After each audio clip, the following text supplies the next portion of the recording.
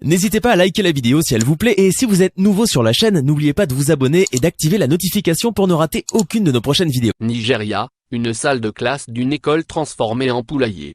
Une salle de classe dans l'état de Borno au nord-est du Nigeria a été transformée en ferme avicole, les écoles restant fermées en raison de la pandémie de coronavirus.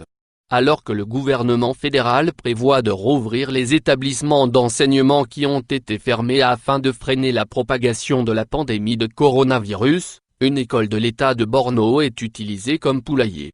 Des photos partagées en ligne montrent de nombreuses volailles domestiques se nourrissant dans une salle de classe.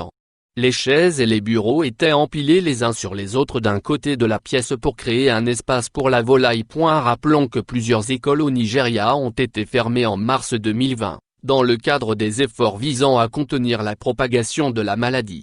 Après la fermeture, les Nigérians ont été instamment priés de maintenir le plus haut niveau d'hygiène, de rester calmes et de respecter toutes les mesures de sécurité annoncées précédemment par le ministère de la Santé et d'autres organismes nationaux. À ce jour, plusieurs écoles nigérianes pourraient rouvrir, mais il y a des spéculations selon lesquelles le gouvernement fédéral ferait bientôt de la place pour la reprise des cours dans tout le pays. Plusieurs pays à l'instar du Nigeria ont fermé les portes des écoles.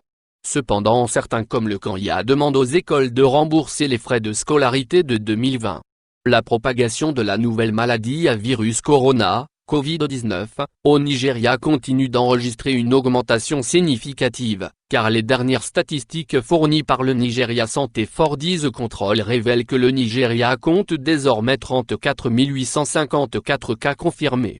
Le 16 juillet 2020, 595 nouveaux cas confirmés et 9 décès ont été enregistrés au Nigeria, après avoir effectué un test quotidien total de 3082 échantillons à travers le pays. À ce jour, 34 854 cas ont été confirmés, 14 292 cas ont été libérés et 769 décès ont été enregistrés dans 36 États et le territoire de la capitale fédérale.